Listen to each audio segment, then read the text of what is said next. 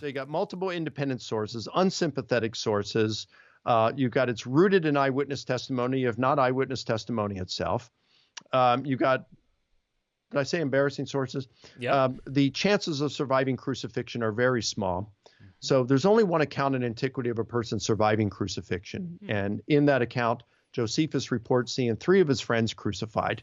So he went to his friend, the Roman commander Titus, and requested that he, as a friend to him, as a favor to him, that he spare the lives of his 3 friends. And as a favor to Josephus, he did have all 3 of the victims removed from the cross and provided every medical care that Rome could offer at that point. In spite of that, 2 of the 3 still died. Okay. So even if Jesus had been removed prematurely from his cross and medically assisted, his chances of survival were quite small. But on top of that, there is no evidence whatsoever that Jesus was removed from his cross before death, or that he was provided any medical care whatsoever, much less Rome's best. So any internet blogger can propose on the web, on a blog or a Facebook post or a tweet, that Jesus survived his crucifixion. However, historians got to go where the evidence points, and they have to go with probability. So given all the evidence we have for Jesus' death by crucifixion, without any evidence to the contrary, the historian at least has to conclude that Jesus was crucified and that the process killed him. Okay. The only problem is, though, when you start weighing the probability of someone rising from the dead or someone didn't actually die, why not just go with he didn't actually die and that this is the second exception in antiquity? And maybe the apostles were horrified when they saw Christ so mangled and bloody and then just decided to come up with a story. Isn't that possible? Okay, so we've got, so we've got 2 things there, the probability of resurrection versus the probability that he survived crucifixion. And then you've got the fraud hypothesis. Disciples lied about it. So let's do with the probability first. First of all, the probability that Jesus died by crucifixion is very, very strong, given all the evidence we have and no evidence to the contrary.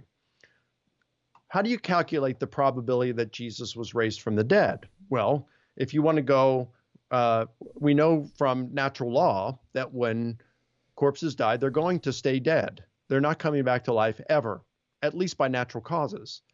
And we see time after time with an exceptionless regularity that when a person dies, they're staying dead. They're not coming back to life by natural causes. That's what science tells us, okay? And we see it with an exceptionless regularity. However, nobody's ever claimed that Jesus was raised by natural causes, that he came back to life by natural causes. The claim is that God raised Jesus, and that's a game changer.